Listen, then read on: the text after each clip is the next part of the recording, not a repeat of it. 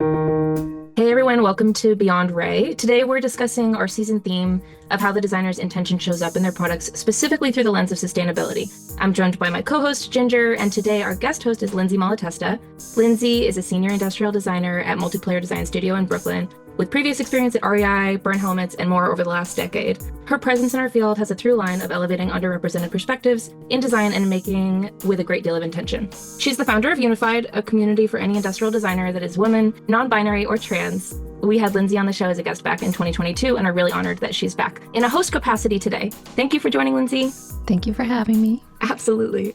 And now on to our amazing guest. We're really excited to be joined by Baillie Mishler, a fellow Women in Design alum, but from the San Francisco chapter. Baillie's been an industrial designer for over a decade. Previously at Steelcase, Baillie has now taken her years of experience in sustainability work to found PROWL, an industrial design studio dedicated to helping brands create regenerative future. They take a research-based, material-centered, and collaborative approach, working with experts from development to disposal to push beyond traditional design scopes.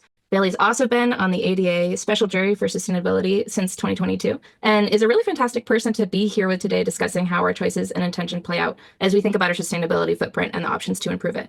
So Baillie, thank you also so much for being here. We're really, really excited. Pumped to be here. Thank you guys for having me. Yeah, absolutely. So as I mentioned, you started your own studio PROWL 3 years ago. Can you tell us a little bit more about the work you were doing prior to that that sort of set you down this specific path of sustainability work? Yeah. You kind of mentioned that prior to PROWL, my most recent role was at Steelcase, and I had spent the vast majority of my career leading up to founding PROWL as an in-house designer. Some time, of course, spent in some consulting, but yeah, really the bulk as an in-house designer. And when I think back really to my undergrad experience, which is where I found out about industrial design and really launched me into my design career, I really fell in love with furniture first. It was really my first love. Fell in love with the making process, its ability to shape space and interact with the human body. At the same time, I was really asking myself the whys, the existential whys of design, and even did my senior thesis more on social responsibility, focusing on homelessness in the Cleveland area where I was going to school at the time. Moving out to California, I really was hot in pursuit of my first love, which was furniture, and landed a job at Coalesce, which is a brand within the Steelcase ecosystem.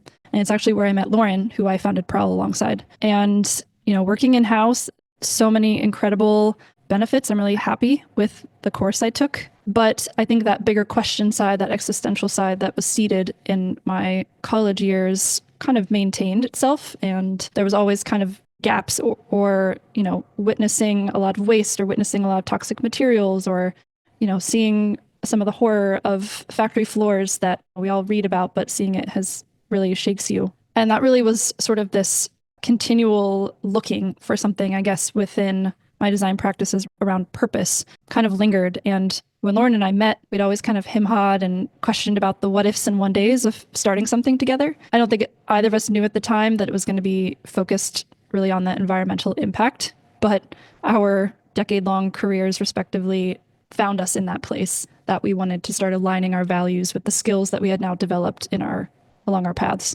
So I think between starting in-house and beginning PROWL was about a 12-year period, right? Yep. What do you think was happening during that time in terms of your skills or the ways that you were preparing that kind of brought you to starting your own thing? Mm-hmm. I think one huge benefit about in-house that I gained a lot from before venturing off on my own was the ability to access expertise beyond design. Within a big company like Steelcase, there was a sustainability team. There was a research team.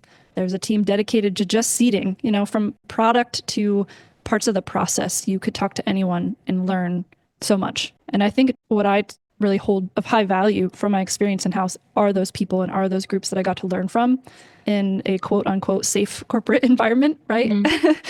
And I think that really allowed me access to what I'm exposed to as a business owner and running an agency that I might have missed had I tried to start something right away. I think a big piece of advice I definitely have, and maybe I'm biased because this is the path I took, but I wouldn't recommend to anyone to start something big like an agency right out of school, mostly because there's so much to learn from other people. And if I think about having started PROWL right out of school, I wouldn't know how to manage clients. My design chops wouldn't be sharp.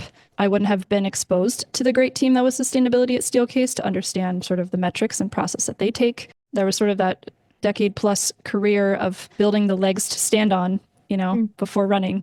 It makes a ton of sense that like waiting would help you. I think a lot of us wrestle with this thought of like, maybe I should start my own thing. How did you decide? And how do you even get started doing something like that? Mm-hmm. I could not or would not have done this had it not been for Lauryn, who I've mentioned. There's definitely like a safety in numbers kind of mentality going into something like this, with having a business partner to really be in the day-to-day craziness, essentially, of kind of starting something on your own. And, I think my personality in general is to really be methodical and take my time and get all the information. And I've come to believe that anything entrepreneurial, you can definitely prepare, but it's a leap of faith. There is a lot that you will not know until you're doing it.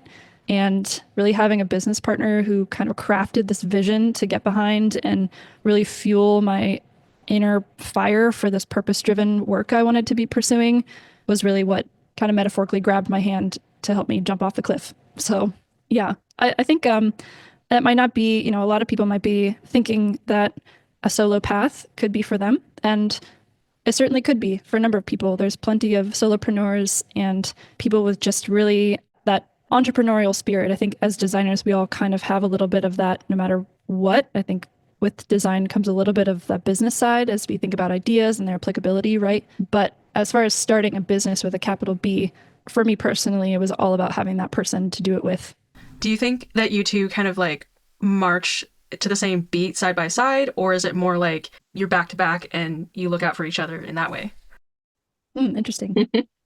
I think on one hand, the side by side shows up in that we both were sort of at a similar seeking place in our career around wanting to look for more and purpose and really this environmental side that we both really grew to wanting to align our skills with. But there are a lot of differences that we have that really benefited the early days of starting the business. Lauryn was much more of the go out and get clients, the more extroverted one. And I was sort of nurturing the in-house culture and, sort of the, what are our processes? What is it that our projects are going to follow each and every time we deliver something for a client? So there was definitely when looking for a business partner, anyone would tell you, design or otherwise, to not find someone like you so that you can span the gaps. And I think that we really did that in a good way. Nice. It sounds like such a beautiful relationship that it's like you both have continued to develop, but you've somehow stayed like really this in step with each other and like continued to offer each other these opportunities. That's so cool. Mm-hmm. Because you also were on Women in Design together, right? Mm-hmm. Yeah, Lauryn actually pulled me into PROWL and she pulled me into Women in Design. So like in some ways, I feel like we're gonna need to get her take on all this. It's really funny to have the one side when you guys are like a duo. Mm-hmm. Mm-hmm. But okay, so sustainability was really emerging for both of you for a while as like the key binder, I guess, in what you valued in your work. Does that feel accurate? Yeah, definitely. How in your consultancy do you stand out against ones that are less focused on sustainability? Like how do you really get clients that want to prioritize that or push that as your core through line?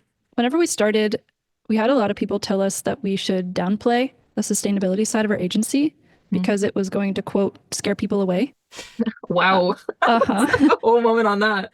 And we, in kind of mentorship and working with some of our peers and people we really look up to in our community, kind of decided not to. We were really encouraged by some of our closest network to be like, no, like be bold, go forth, make change. And when we did that, it was really what clicked for us as that we were on the right path, at least in our hearts of hearts and in our gut. We also had done a fair bit of market validation for our business model. So of course there's the feel good side, we love nature and we've seen a lot of detrimental effects of our practice against it side.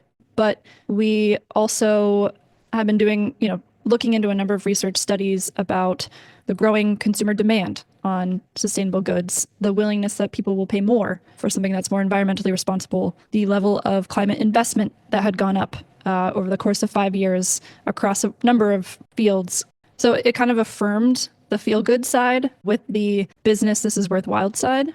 And in leaning into our sustainability mission, we really chose to adopt a brand that is very loud about it and very clear about what we stand for. That helps us a lot on the client front to kind of pre-vet if people can sort of read about us on the internet or work through a pitch deck or get through a pitch of ours that they still feel really aligned, then our foot's already in the door. There are no doubt some challenges with, maybe we'll get to this a little bit later on, just some of the challenges of sustainability at large, but there certainly is a bit more work on just the measuring and that kind of assurance that we are in fact making an impact. And for that side, it's definitely just a bit more time with the client on educating on what steps we take, who extra is involved in the process that they maybe aren't used to, and what time that might mean for the project. Is that maybe what scares what people thought would scare clients away?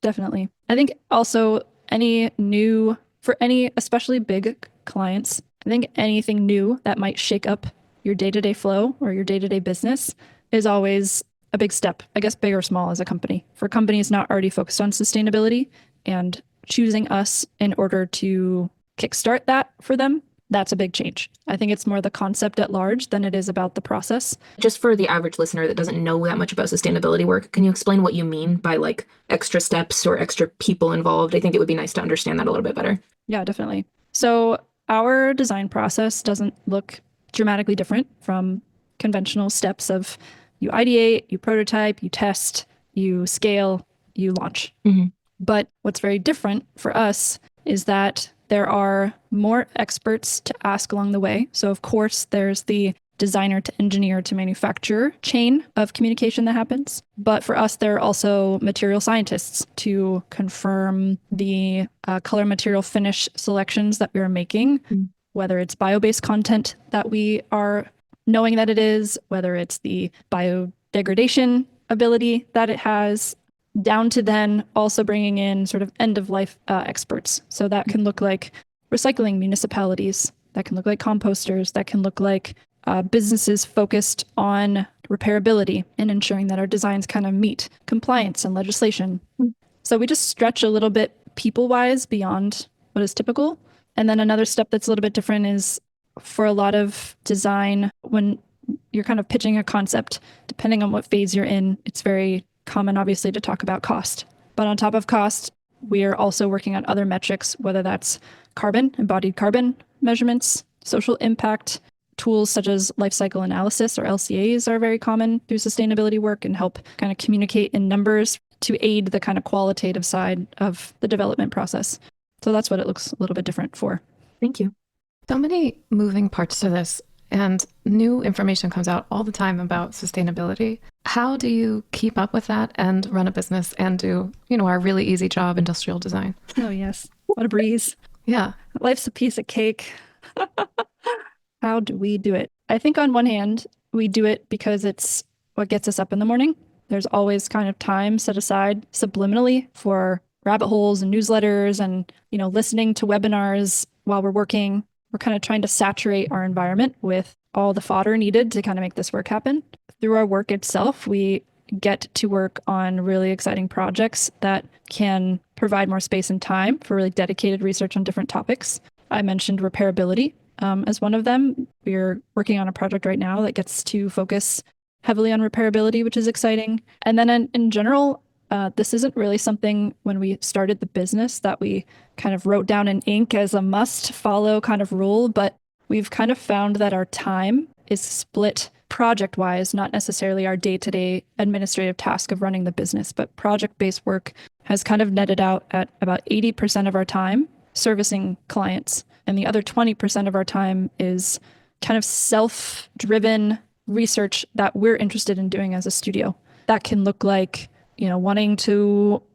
we spent a year kind of learning more about hemp, for example, that resulted in a concept that we showed at Milan Design Week, which was our PROWL chair. It was made of 100% hemp-derived ingredients and could be composted. It sort of remains still as a concept. It's not in production, but that was one outcome of us going down sort of one of these 20% of our time rabbit holes. And we really feel like, again, this wasn't something we set out to do, but we found ourselves already doing that actually helps aid then the client work because of what we're learning along the way. Sometimes it's material. Materials are kind of one of our central principles on achieving our sustainability goal and kind of remains a constant, but other rabbit holes can look like legislation impacts. It could look like trend assessment, things like what does comfort look like in a convenience-based culture, was kind of more of that heady philosophical side that's really just joyful to fill some of your time with each week.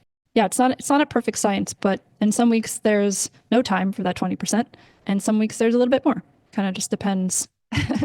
So when it comes to we'll say like education and self-improvement that you spend the 20% of your time on, with the sustainability topics, how accessible is that to you as designers? And perhaps, do you think it's accessible also to consumers? Like, should they seek any of this information out? You mean like the resources that we ourselves are going to for information? Or you mean this access to time? Yeah, like, is there value? Do you like have hopes about what consumers know about sustainability as well as designers? Oh, very interesting question. I definitely have hope, but it is very murky out there. And so I can't blame consumers for either lack of interest to kind of dive further and educate themselves, or being exhausted from just the inundation of mixed messages. As designers, we're also consumers, right? Mm-hmm. So I think because of the consumer side, and again, both our market research and just anecdotal aspects of learning throughout our practice at PROWL, we do know that consumers are becoming more and more aware and more knowledgeable and more aware of sources of truth to kind of find the right information.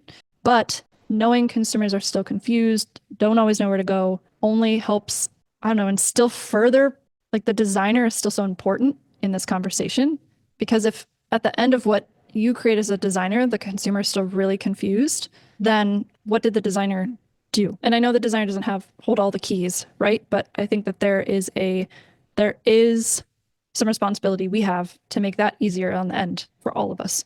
And so I think, somehow the consumers are almost like a pulse check on like, how is design doing? Design isn't everything, but we're one piece of the pie. And I think that design's in a really unique position to connect so many dots in our role, from the marketing consumer side, but also the what it's made of, why does it exist, how's it made. I think design's just in a really cool place to continue propelling a positive motion in the world of environmental impact. Definitely. So you mentioned that like consumers can get really discouraged or like exhausted by all the information. Mm-hmm. You're like 20% time spent on this stuff. Do you have to deal with that as well? Like, do you feel like sometimes there's too much? Yeah, I think that eternal optimism is definitely a challenge when doing this type of work.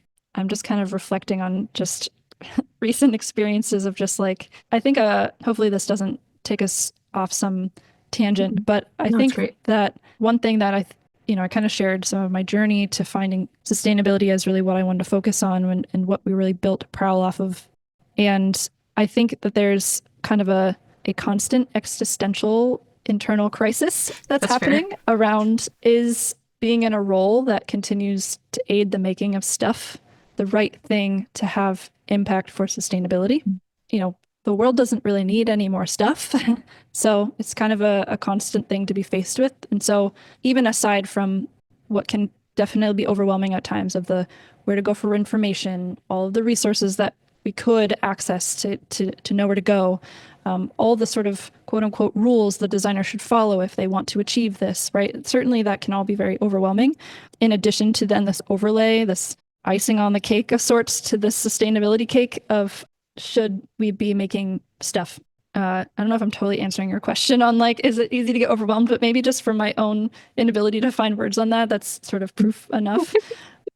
As I said with consumers, like I definitely do really have hope, but there's no doubt some of that unknowing can creep in when, the world looks like it's falling apart and you're not totally sure the impact that you're having, and just the casual over coffee thoughts that we all have at times. Natural lifeline of an industrial designer is to live this existential crisis on a 4-month basis. Yes. It's so true. Yeah. I think I have a general question, right? We wanted to chat with you about if you think industrial design like intrinsically can be sustainable, which is sort of what you're getting into now. Mm-hmm. So that's the broad question, but like more personally, do you think you would become an industrial designer again if you were going to go back to the beginning? Ooh. Go ahead, Kate. I don't know the if hardest I question you've ever asked. We can all answer it if you want. Yeah, I think I would love to hear what you guys have to say, knowing all of your unique paths to now. Yeah, I want to think about it. My gut right now is yes. Right now my gut is yes, but I don't know why. Personally, I think selfishly, I would say yes, because I think that being a designer has improved my life a lot. And it's put me around people that are really lovely to work with and to share ideas with. I feel like that interaction is a constant cycle of like trying to make us all better people. Maybe that sounds a little holier than thou. I set you up for it. I'm so sorry. But simply, like, I enjoy it. I enjoy being around these people. I enjoy being around you all. Oh, that's so nice. You too. Yeah, I think I would too. Also, like I think I would also become an industrial designer again because I think there are some inherent flaws with the what we can do. Like I don't think it's intrinsically sustainable, and so we're sort of always pushing against that. But maybe like you, Ginger, it's the best fit for the way that I think and the way that I think I could possibly make an impact. Like I think it's through this type of work that I even have a chance at shifting something, and so therefore it is still what I would do again. If there's no ethical consumption under capitalism, is there ethical creation? I don't know. Oh my God. Yeah. Lindsay, I'm curious what you say before I add some thoughts. Trying to imagine a world in which I do something different, and I hate to like, well, if I pull that lever, all these other things change, and I like the people I know and the things I've done. I think I would have maybe, if I had known it was even an option, tried to become a chef. And then I'd spend the entire time in the kitchen being like, you know, these utensils could be a little different. You know, the mixer's like not quite right. And the height of this is not quite right. Like, I think I would have been MacGyvering the hell out of a kitchen until somebody came in one time and was like, you know, you could do that. This goddamn mixer was made for a man. Yeah. And then eventually I'd like do the same thing I'm doing now at the opposite, where I'm like, and how much is industrial design school? I'll go back. Yeah, if I sort of just think about who I am as a person and why I even fell in love with industrial design in school, which was like my first contact with even the idea of it, I'm still a creative and I still am in love with the physical world. And so unless I did, you know, more of a craft base, but I think I'd always be feeling limited by that somehow. So I think I'd still end up in industrial design. And Ginger, as you were just saying about, is there ethical creation? Something just hit in me when you said that, where I kind of think that PROWL's pursuit is kind of asking that question, right? Like if for now the structures that be, the systems that be that we're operate under for consumerism exist, well, we might as well make better stuff in that system with better processes out of better stuff instead of pretending it doesn't exist. It's incremental. We just have to do the best we can. Yeah. Wow, what a question, Kate. It's funny to me that everyone's answer was like, essentially like, I want to still try and do good with this job, and I think I can. And I think that's like very intrinsic to industrial designers. Is like, regardless of the system, I think I could probably make it a little better, and that's good. It's really hopeful, right? You know, I actually don't know that I anticipated all of us saying that. I don't even know if I knew my answer when I asked that question. And the fact that we all still want to be here is like, yeah, that makes me feel really optimistic about our field. It makes me feel optimistic about the people I'm surrounded with and the type of work we could be capable of. But I am sorry, my question was like a bomb. Where are we? Let's take a second. Regroup. So funny. It's funny because you asked a question that it implies a really long time scale, because we're all about a decade or so or more out from graduation, and asks us to think about all of our experience leading up to now. And it's hard to think about that much stuff and that much time, but that's kind of what sustainability is begging us to do. It's thinking on that scale of time. That's something that's really difficult, I think, for the consumers, like we were mentioning earlier. But it's difficult as a designer too, even though you're in control and making choices. Are there some coping mechanisms for that? I don't think the human brain is really wired for this long term of thinking. You know, I was just thinking about, yes, I think ultimately with sustainability as this sort of like marathon, I was reflecting a little bit on, I'm not an athlete, but in my attempts at being one, in my middle school age and high school age, I ran track for a couple years, and I was asked to run the 400-meter dash and the 2-mile were my events. And they were this kind of, I remember being so annoyed just because like the 400-meter dash it was a sprint, but like wasn't that quick sprint. And the 2-mile wasn't sort of It's not a sprint. super long, but it's not a sprint, but it also wasn't like a marathon. It was like I was kind of constantly training these sort of like in between distances, that weren't sort of sprints as we know them and weren't long distance as we know them. And I somehow feel like not necessarily this in between, though I think this in between is kind of where the brain constantly lives whenever you're thinking about sustainability, because you're sort of reaching in both directions. But I think in general, this kind of sprint and long distance union is really what is needed and both exist in working in sustainability. When I think about like the long distance, there's sort of that big future vision of sort of healthier planet, people are healthier, less extraction. It's a little bit more abstract. Like, that there's a point A and a point B maybe there, but the path isn't clear. And then the sprints are really the kind of day-to-day, the iterations, the creative ideas that you get out there, the big questions that you ask.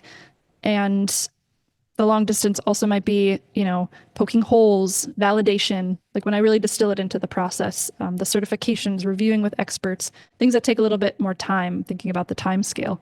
Jumping all over the place a little bit here, but when I also think about this kind of two distances, one thing that is really, really abstract and hard to grapple with, and I don't really know if I have a coping mechanism, but so many people talk about how sustainability isn't a destination. Like there's no perfect end.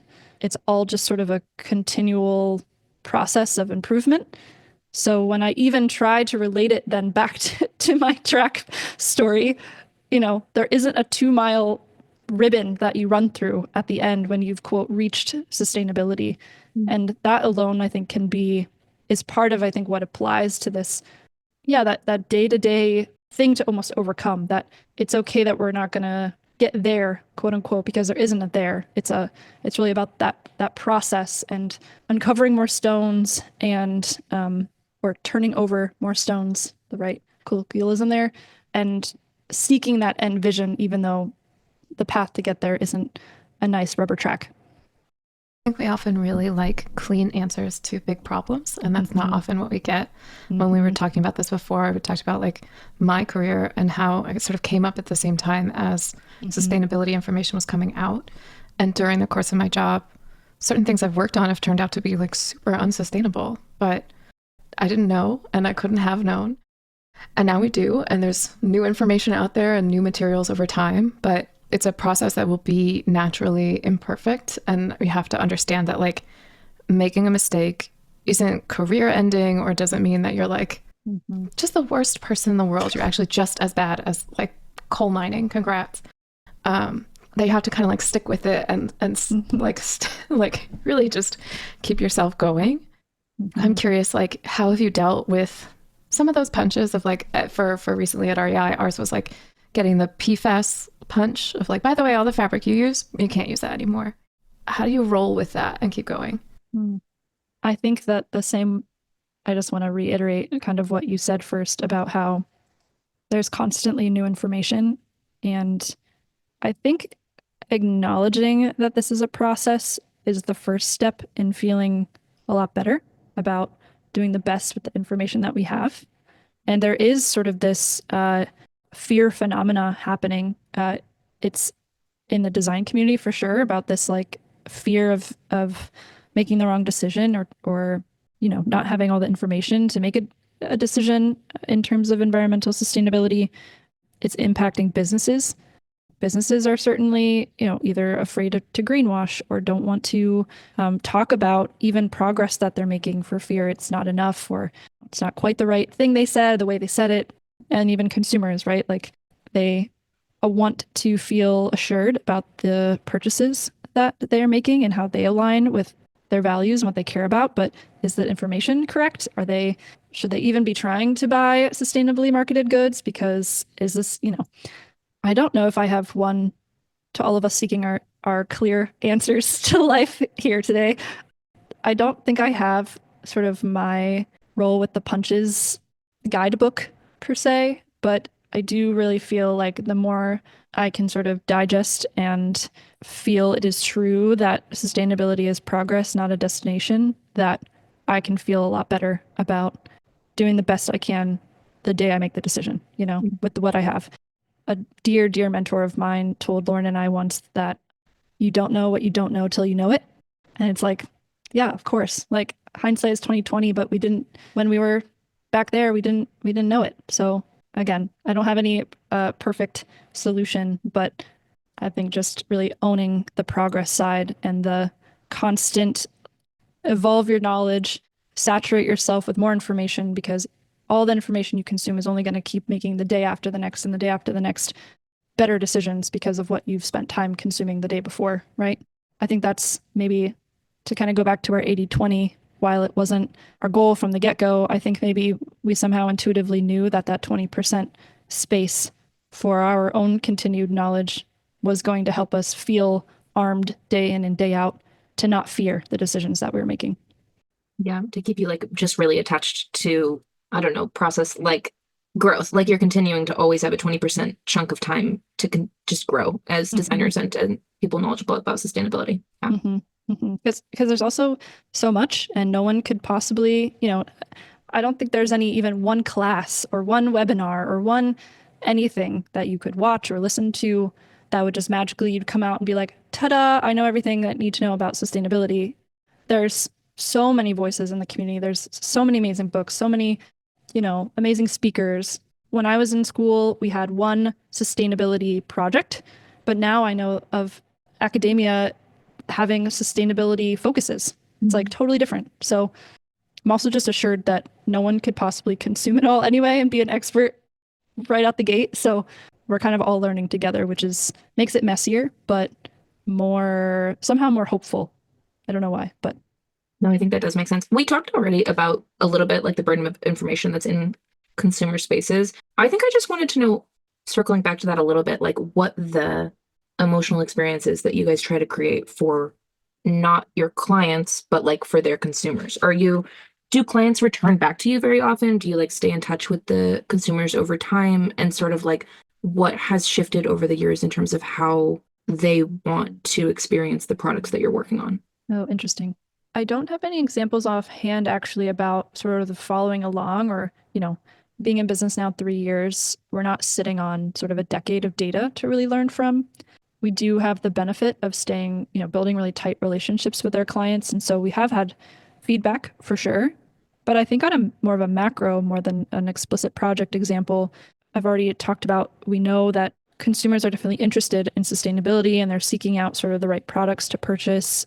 A really interesting thing we've noticed, and this is sort of across all of our projects in some way, shape, or form, is that consumers care, but they sort of don't want to be hit over the head with it. It's almost as if sustainability is becoming secondary. It doesn't want to be the first message. And what we're unsure about is if this is out of exhaustion. Like, I don't want yet another data point telling me this is sustainable, but I just can't confirm for myself somehow. Or if rather it's more of the zeitgeist is just expecting like it just should be. That shouldn't be the top line marketing scheme. Like, yeah, it should be, it's awesome, it works really well. Oh, and it's sustainable. It's almost like just not the kind of leading narrative, I'd say, when shopping. And maybe I'm sharing mixed messages, but I think consumers do really care, and it's just finding maybe the right way to deliver this in amongst the features and the benefits and why you should buy it, with sustainability being in there, but not the top line. And I think one thing that we've seen other businesses do and have definitely had to learn to adopt internally for us is really that education piece. I think knowing that there's so much information for consumers to digest, and even clients who may be new to this world, there's a lot of space held in our projects for figuring out the right communication and the storytelling. I think that there's a really interesting area of design happening with the physical product around information and labels. What are ways for consumers to understand something really quickly? We've seen sort of true labels in kind of two forms. Just off the top of my head, one is definitely in fashion, where there are brands putting the sort of ingredients list of the thing that you're purchasing sort of right front and center. Pangaea comes to mind. There's a cool shoe brand called Veron that does this as well. I'm sure I'm missing a ton of others, but those two come to mind. And in the furniture industry, there's something called the Declare label, which manufacturers can sort of voluntarily opt into to create sort of a digestible, quickly understood, true label for your furniture products.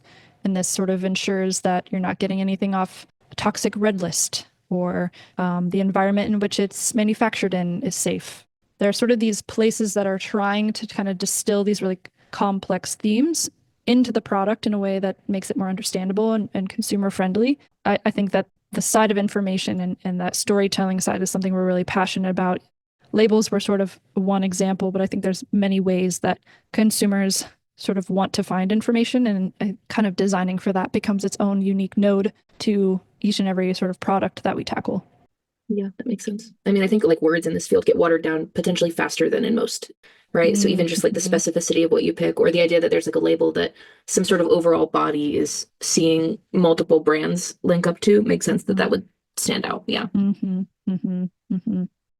Okay, I think we asked you a lot about like how you deal with the sort of emotional environment that is trying to be sustainable. And I think one of the ways that we kind of all agreed upon was maybe creating community. And I have it on good authority that might or might not be why I'm here. So why do you think we all sort of gravitated towards like this type of community building? Yeah, I think even when I think about the answers that you guys gave to why you would still choose industrial design, people was sort of a thread, right? Like the people we've got to meet and the energy that we've got to surround ourselves with has a lot of meaning in this field and for us in this conversation for sure, and anyone listening to this. When I think about sustainability in particular in our practice at PROWL, building this vision, of a planet that's healthy and people are thriving, and it's required a lot more stakeholders, a lot of other voices, people that haven't really been listened to before, Mother Nature being one of them, but of course lots of others. Those voices are needed to make the work better and kind of build that collective action for this bigger vision. When I think about, I am a Women in Design alum. I was part of the leadership team here in San Francisco, and fostering that community was really enriching because I don't remember having a lot of female industrial design role models coming up in the field. And given that the industrial design community in particular is still, like 15% femme identifying, I think there's just not enough balance there for the decisions that we're making. When we look at even just the consumerism side, data shows that females are the ones making purchases for themselves and for their household. And yet, if the majority of everything that we use is designed by a man, then there's definitely some gaps. We're definitely probably missing some stuff in there. And so I really hope that just by founding PROWL at all, that we can act sort of as an example that wasn't really there when I think back on my development as a young designer. I just think that whether people realize it or not, I think design is certainly a people business. Sure, you're making a tangible object right at the end, but the process involves people. It's all kind of motivated likely with creating joy or function for somebody down the line, right? So people are an incredibly powerful part of this profession. And I think building the community around you to make you feel your best creative self, or to learn something new, or to shape your project in a more interesting way is, I don't know, just a beautiful part of this that I don't think people talk about enough. Yeah. It's like we got like a virtual bring it in. I know. Hugging through the screen for those listening. I feel like that really summed it up so well. I don't even have any more questions. That's the same reason that like I'm in community, or the reason I do think it's significant that we all gravitated towards, community that is not male as well, or like predominantly. So we have a fun question closing out each of these episodes now, which is based on Dieter Rams' principles of good design. We can give you a refresher on some of those if you'd like. But he wrote his 10 rules for good design. And so we understand there's some value there, but we think that with all the new perspectives, we could rewrite those. And so we're asking each guest to add their rule that they would like in the list of what makes good design. Lindsay, you can hit us with one too, just saying. Oh, I'm going through a tunnel. Yeah, that's me right now. I think one I would add, first of all, that Dieter Rams' 10 principles have definitely remained true. I love the sort of let's freshen them up with what we know now. Mm-hmm. I think what I would add, and this is something, as I mentioned earlier, is sort of the core of our practice at PROWL is that materials should be at the center of development. At the end of the day, when you're done caring about the thing that you have and you discard it, when it's stripped of its cultural relevancy and hype and fashion, then it's simply just what it's made of. That's all that's left. And so I think a big emphasis on materials is a must going forward in any 10 principles, beyond just the aesthetic and beauty of them, but the lasting impression of them. Love that. Absolutely. As we wrap up, people can find Prowl Studio. It's prowlstud.io, I noticed. So if you want to, get in touch with them for more work or see things that Baillie has created, that's probably a good place to go. Baillie, is there anywhere else that you would send people to follow along with your work or connect? Yeah, on our website, you can sign up for a quarterly newsletter that we put out. It's a great sort of summary of things we've been up to that season, upcoming events, things like that. Instagram is also amazing for sort of the latest happenings. Awesome. And Lindsay, would really love for you to, pitch Unified to anybody who somehow doesn't know about that yet. Sure. Unified is a community space for women, non-binary, and trans designers. We mostly exist as an online community in a Discord. You can always head on over to either our website or Instagram or my own personal Instagram and send me a DM to join, and I'd be happy to have you.